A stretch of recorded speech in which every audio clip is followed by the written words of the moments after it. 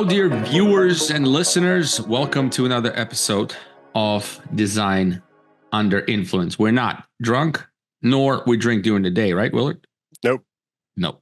But the whole concept of design under influence is we think that if you don't use latest technology and latest available tools, it's sort of like giving you disadvantage, sort of like being under influence. I don't know if that works, the analogy works or not, but that's how we named it. That's what is it. That's what it is. And so that's where you are right now with us here. Willard and I are going into, mostly Willard, are going into deep into the 10 steps of conversion process from whatever you have, AutoCAD typically, or something like that, going into ArchiCAD, Modern Solution 3D, BIM, that kind of stuff. And we are in step 4. Step 4. And a step 4 in Willard's book of secrets is all about templates, right, Willard?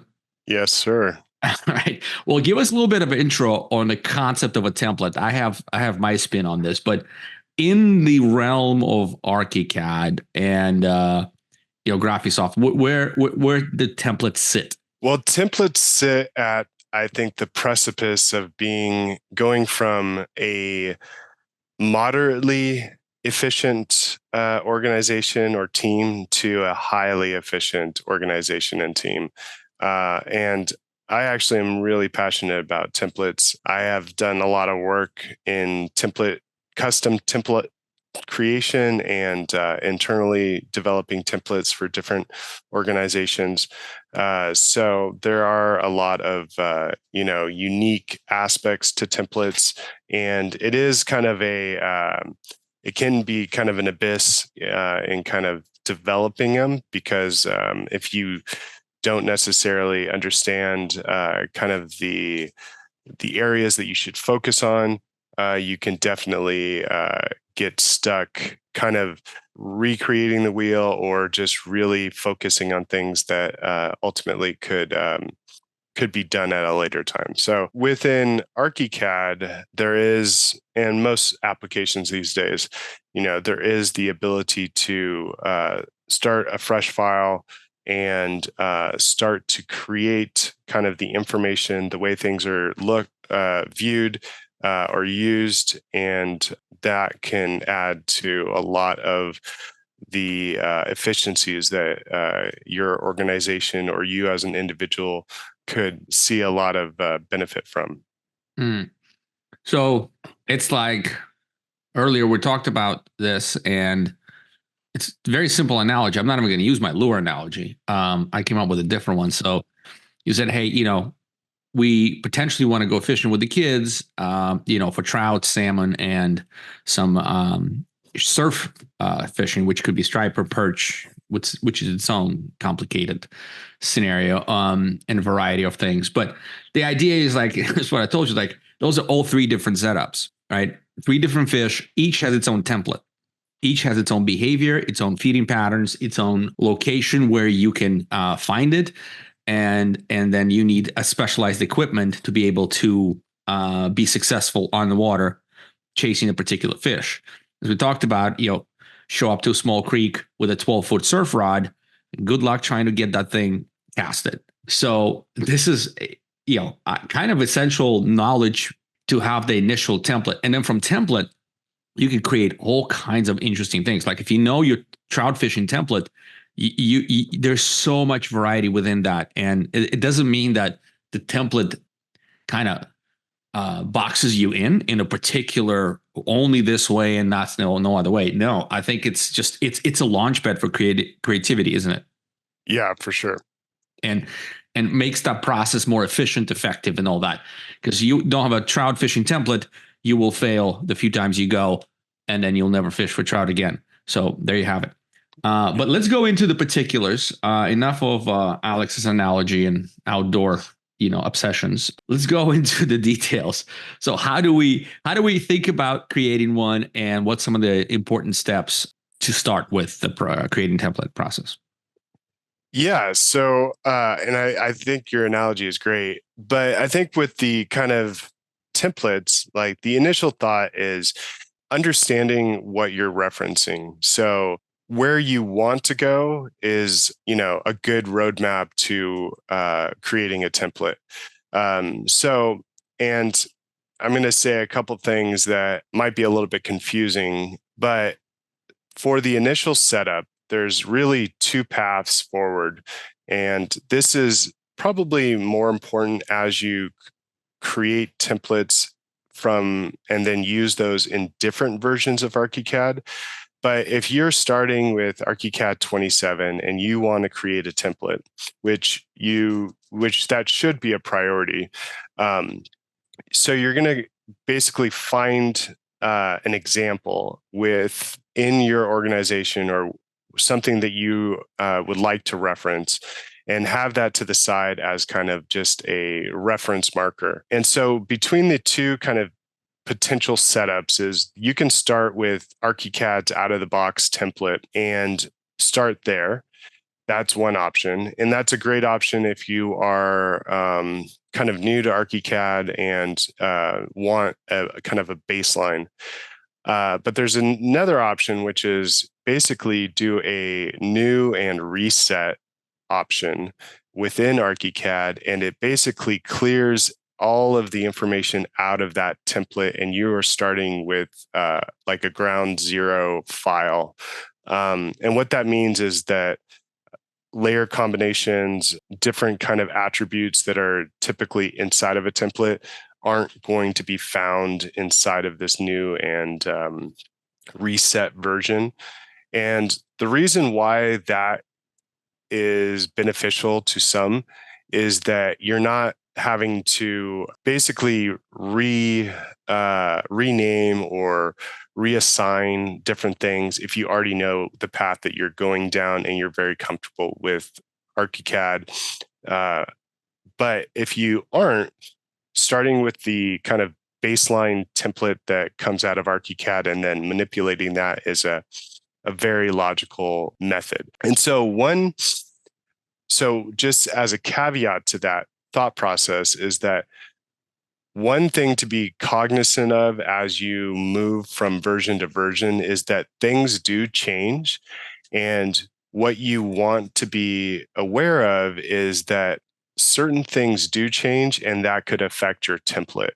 So sometimes, even though it might be a little bit more labor intensive in terms of going from version to version, is that you might want to recreate the template each time you go to a new version.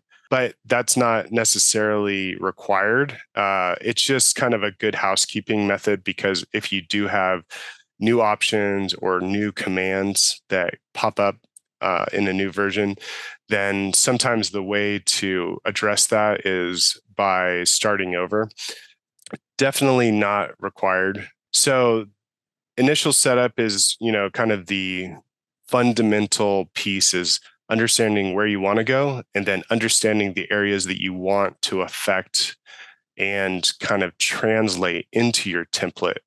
And in reality, a template can be as deep and complicated as you would like it to be, or as simple and rudimentary as necessary to convey certain pieces of information that you want to be a starting point for each of your projects. So starting with kind of where you want to go and understanding what areas you want to affect is kind of the first phase. And then understanding kind of your firm's philosophy or your personal design philosophy and how you want to incorporate that into the template. So that could be pin types, it could be layer naming conventions, it could be the way that what your drawings, the layouts look like in each of the phases. For example, some of my templates have like a early schematic design phase that don't have my architectural stamp in there, but they have a different title block. And even though I'm using similar views to create the information that I'll use later, that layout is actually different from the different phases. So going from, an early design or a schematic design phase to a design development phase or construction document phase, each of those layouts might look a little bit different. So that gets back into your customization. What do you want to be represented, and how do you want to see that information? And then how much of that information are you going to change in each of these templates? And maybe to dig down a little bit into that is, there are certain things in the beginning of a project that are super helpful in terms of being efficient and getting you to a good starting place. So that could be layer combinations, that could be layouts, that could be pin types, that could be view sets, or how you're seeing the information.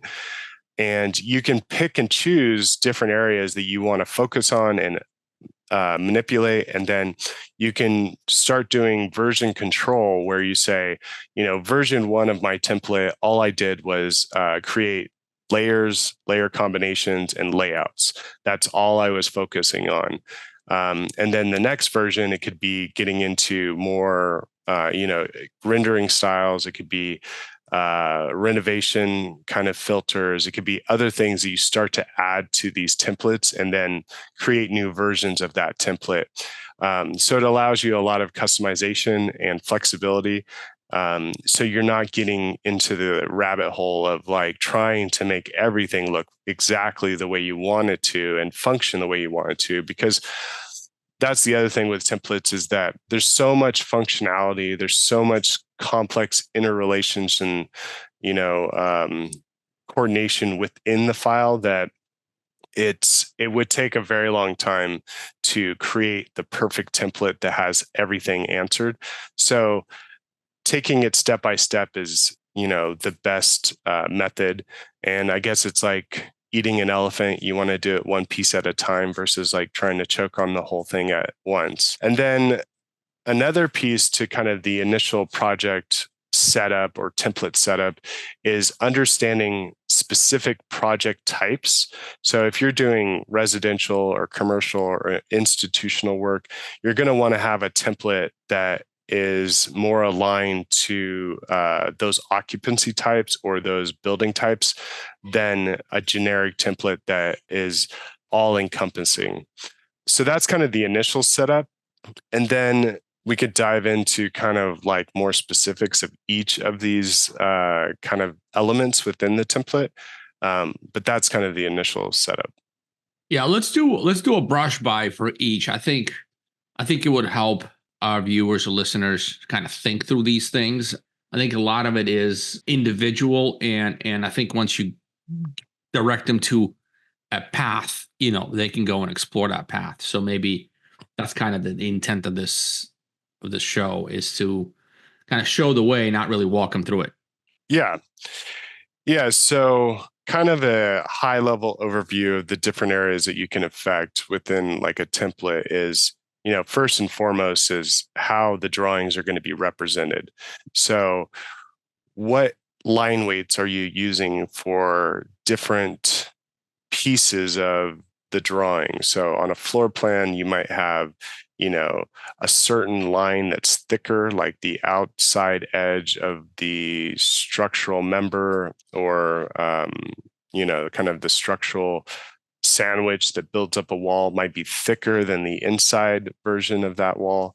You might have, like in your layouts, you might have different layouts that look differently. So like a construction document set might have a different title block. And again, like the schematic design set might not have a stamp, but also just has project titles and things like that. One of the things that I've seen throughout my career that's pretty interesting is the need to have certain text. And so I've worked with a lot of architects and a lot of firms that have very specific text requirements for different drawings, notes, general notes, or different elements that have text, have a specific text style to it. And then you can get into like the graphic symbols. So there are, potentially how you're representing things on the site plan. So if you have like a riparian area, or if you have areas that are representing demolition site information, or on your floor plan, like how the walls show up, how the flat surfaces show up, or roofs and things like that. So you can go in and kind of start to address individual components of your projects and start to make those look and feel the way that you want them to. And an exercise that I have done in the past is, when I'm creating a template, I start to lay out on sheets or in model space all of the elements or all of the text or all of the kind of baseline information that I want to see in the drawing or on a sheet, and lay it out in basically a sandbox, and start to work through those graphical styles, text styles, fonts, everything, and have an area where I'm looking at it more in a macro, but I can get into the micro kind of understanding of what that looks like. But really, it's, starting to say, okay, I'm going to work on these three types of layouts: schematic design, design development, CDs. And these layouts, I'm going to create folders within my, my layout book that represent each of those phases. And then if I'm working on my floor plans or site plans, I'll create that floor plan as generic as possible, but then also start to work through, if I have 5 different wall types, then I'm going to add those wall types and add those, represent them as accurately and clearly as I would want to see them. And then also start to play with the kind of variations inside of those, that representative information. So for instance, a floor plan might be used in 5 different kind of plans. So I'll have a floor plan, I might have a furniture plan, I might have electrical plan. And so I'll start to create those plans and start to play with how I see that information. And that gets into, another aspect, which is layer naming, like the naming convention, the layer combinations. And so that's kind of in the, the drawing style kind of area. And then the next kind of phase is like annotation. So like, you're going to have, and another trick that I use when I'm creating a template is I'll go into my toolbar and go down each of the tools and then start to lay those tools or place those elements onto, the appropriate plan, and then adjust them so that they are, both accurate in how they're being represented, potentially accurate in the information that is coming from them, kind of parametrically. So, and this is more of the BIM aspect. So if I'm placing, a chair or some other, element that I'm going to be using consistently, and if I know that I want it to look this way, so I'll adjust the pins. But then if I have data that I want to be embedded into that object, so like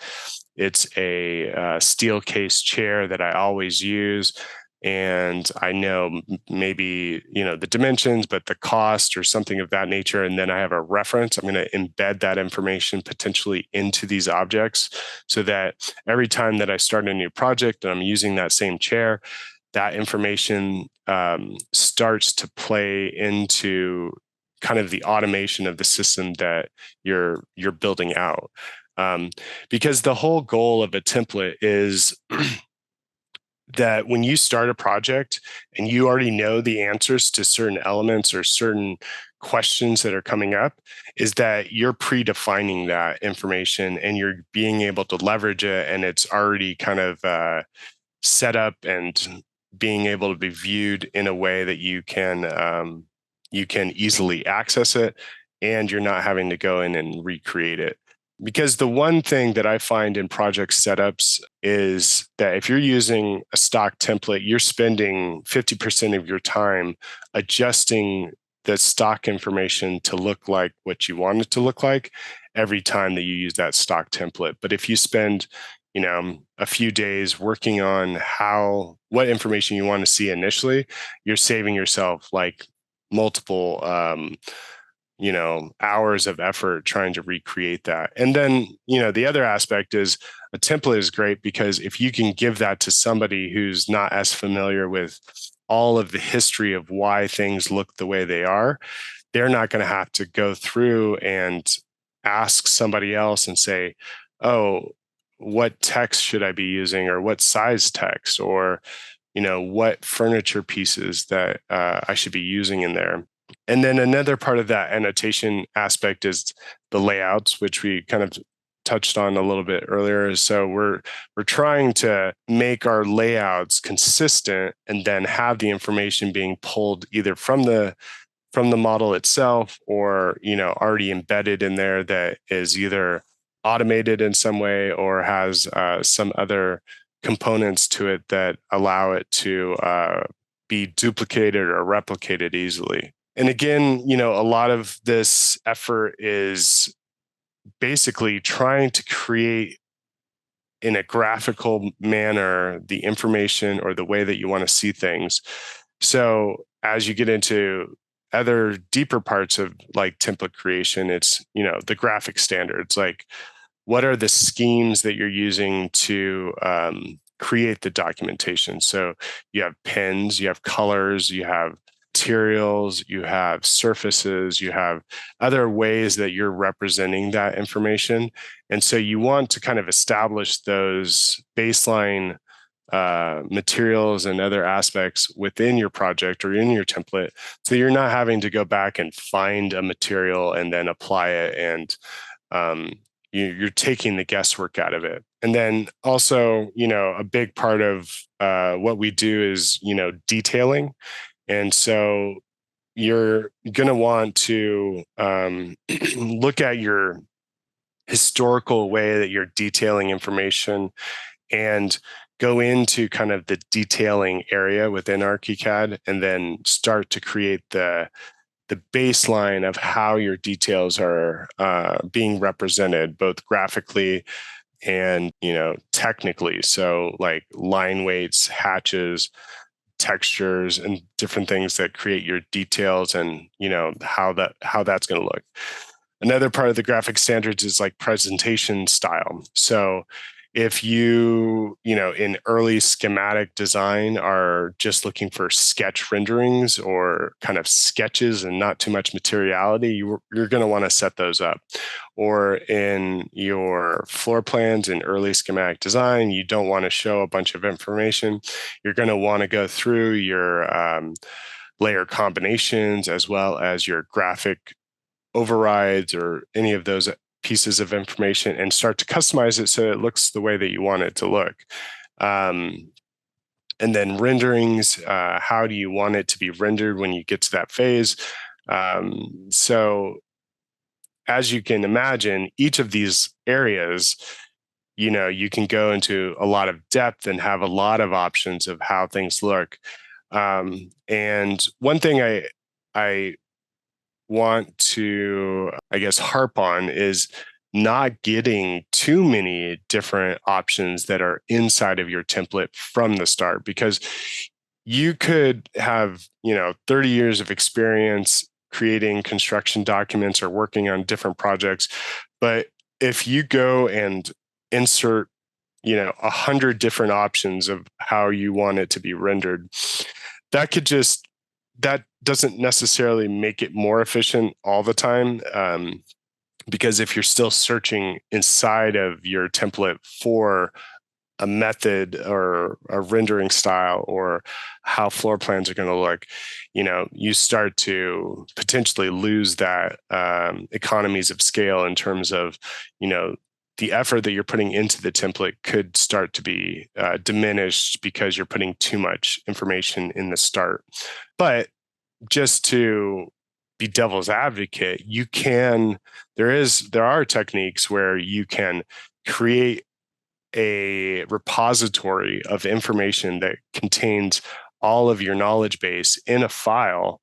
And instead of it cluttering up a template, you can open up a template and then just pick and choose pieces out of that repository and bring it into your file, so that you might have a library of information that's contained in various different files, and then just pull pieces out of that. And I find that that technique is also a really good technique, especially if you do have a collective of information that is very elaborate and dense. And you are working with multiple different project types or multiple different teams or multiple different skill sets within ArchiCAD. It's always nice to have a place where you say, here's the starting point. But if you need a material or if you need a wall type or something of that nature, you can go somewhere else and get it. But this is the 5 options you have to start with. And so the other kind of piece to this is like the workflow integration. So, you're going to be potentially working with teams. So you're going to want to have shared libraries. You're going to want to understand the communication. There's another aspect to this where if you're working in the BIM cloud, you're going to want to have the users and roles and responsibilities kind of set up so that you can pull in people. They already have their authentication or their what they're allowed to do inside of these files. And then you also have other processes like task automation. So printing, so plotting information. If you have different title blocks for different jurisdictions or localities, you could have those kind of built out so that you can pull those in without having to go and recreate those. For instance, I'm licensed in 4 different states, so I have 4 different stamps, and I have those stamps somewhere else, and then I can pull those title blocks and easily access them in each of my templates. And then you also have the document management kind of component to this, where you are working, potentially with, multiple different types of documents. You're having, plans that might be on 24 by 36. You might have sketches that you're using for construction administration. So being able to understand those different documents and how you set those up, could be, helpful as you kind of get set up. And then kind of the last 2 components to this are the standard views, layouts, and sheets, which we kind of talked about.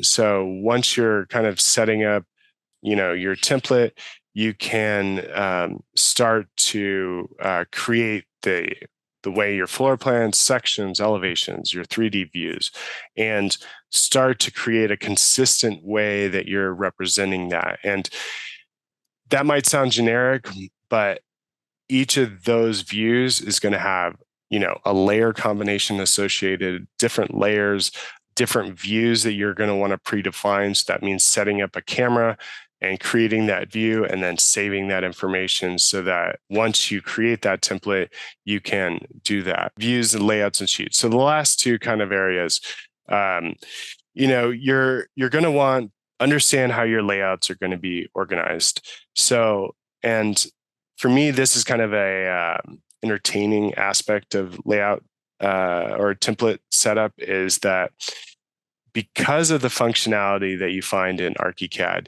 you're going to be able to really isolate the information that you're exporting, and also, have an kind of a setup where you are efficiently exporting or sharing information. So that goes into, what phase you're in, what information you want to share. So if you are just trying to share PDF documents, you can create kind of a publisher set that represents that.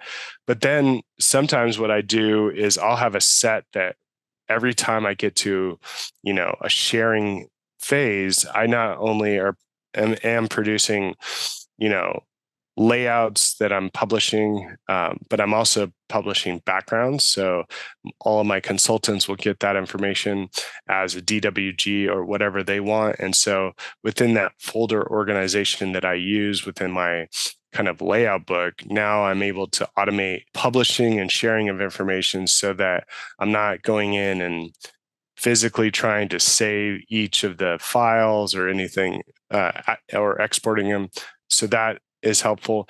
And I think that within kind of the template setup, I would almost say that layouts, your layout books, and your publisher sets are a really great area to focus in. And it starts to, I think what we see in this process is that you start to think about the production of your information or the sharing of your information in a different way, because you're not only just setting it up for internal efficiencies, now you're setting it up for external digestibility, and there's all these different aspects of it: clarity of the file structure, clarity of the drawings themselves.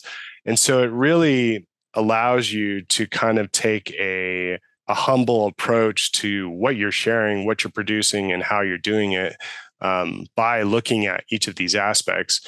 And I think that I probably, I was definitely in love with ArchiCAD, at first sight, but I think I really appreciated ArchiCAD's like fundamental operational like user interface, user experience when I was doing template design or template creation, because I started to see that like I could go in and create a template, but in that process, I was seeing things that I hadn't ever really anticipated or really thought about. And it was only because of this process where I was like, oh, I'd never really thought about what how my layers are efficient. Like, is my naming convention of my layers or the layer combinations, or one thing that I think was kind of a discovery moment was how do you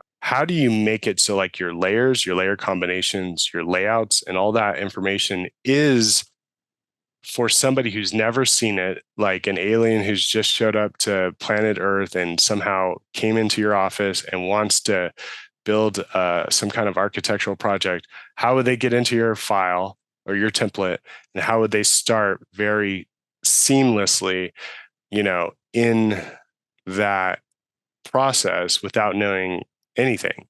And when you're thinking about your templates and these different methods or who's using it, you start to see areas where it could be confusing, or it's not that clear, and then you start to make those efficiencies. And I think this kind of goes into the kind of the last kind of component to template setup, is like the construction document like phase. It's like, you're going to have, in your construction documents, you're going to have sheets that will always be there, that you're always submitting. Doesn't matter what jurisdiction for the most part. And so if you can go in, and then there's text that will always be on certain sheets. There's information that will be repetitive. So you can use, tools like automatic text and, start to populate information very early on, throughout the project or throughout your construction documents, by just going into one location, changing that text, and then it shows up in, 100 different areas that you're going to have to adjust.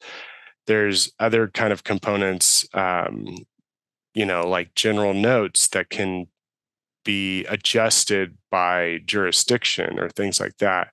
And then ultimately, being able to do quality control or quality, QA, quality assessment, quality control on your projects consistently, is also another feature that you can build into your template. So, you can have checklists on the side that show like what areas need to be focused on that set, what things should have been changed or adjusted on a project by project basis. But then also in the construction documents, you can start to build out lots of placeholders that will represent the information as you would want to see it.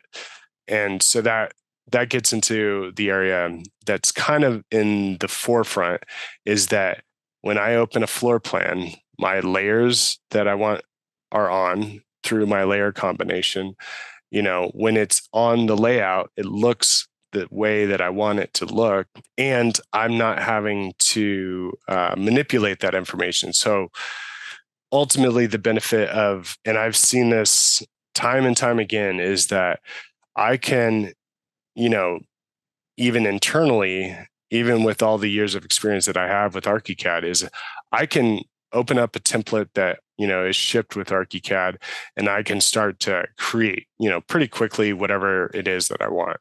But if I am using my template, I'm probably 10 times faster in terms of creating the information and getting it onto the sheet and ready to go. And one way that I've kind of documented this is like, I will do existing condition drawings, and if I'm using the template that I've created or worked on or whatever, I would say that between measuring an existing structure and then getting it onto a sheet and ready to publish and send out backgrounds, if I was doing it from a standard template or kind of from scratch, it could take me 16 hours, like from start to finish, from the measurement taking 4 to 6 hours or something of that nature, to, probably that same amount of time or maybe a little bit more, to basically cutting it in half, where depending on if I brought a laptop or if I'm just translating information from sketches or whatever,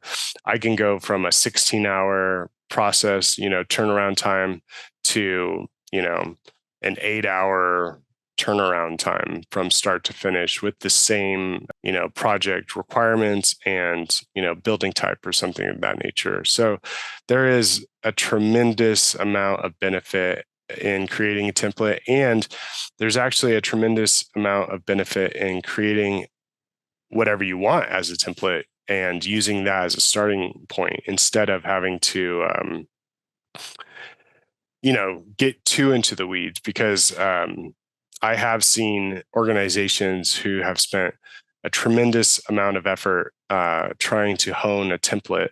And then I've seen other organizations who focus on a few different areas, but in the end, the benefit for each of those organizations to leverage a template and maintain a template is unheard of. The amount of efficiencies that you can achieve through the automation, through kind of pre-settings and whatnot.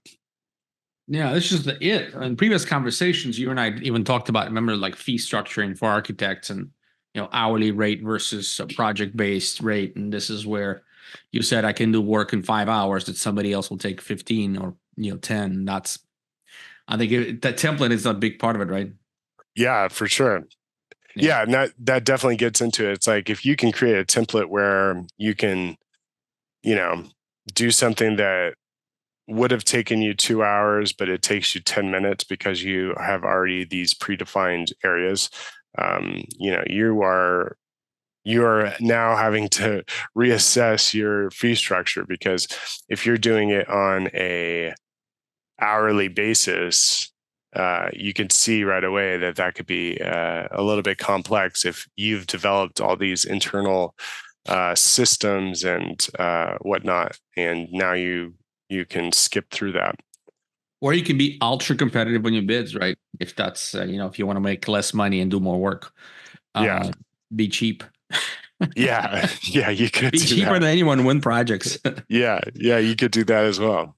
Anyway, man, it sounds like you think about templates a lot. This was like really good, really good, and I would say shallow dive, even dive nonetheless into this thought process of creating the templates, and give you kind of maybe a war plan on how to go about it. But if you are out there thinking that, well, I got to the end of this, I really want some, I get a better understanding on templates and the efficiency, because you said there's two, you can be over over templatized. In other words, overthink your template, overwork your template, and then it's less useful. And also you just sunk all that kind of time. So if you want to know that balance, check us out at getarchit.com. That's where we can help you out with that. Willard works with us as well. He comes in, he parachutes in, he helps you out, and you save, countless time. So that might be an option for you. But we're an IT company. We also help with your IT. So we'd love for you to consider hiring ArchiCAD as your IT provider, because we only work with architects, engineers, and designers. Anyway, this was a good one. Will it any parting words of wisdom? As always, jump in head first. Don't be scared. And I think within this process, there's a lot of room to evolve your templates and understand them. But I have to say that creating a template is one of the most enlightening experiences that you can partake in your path to understanding ArchiCAD as a software. And so, yeah, jump right in. And ArchIT is definitely the team to help you with all your needs. And we look forward to guiding you through Jumping in.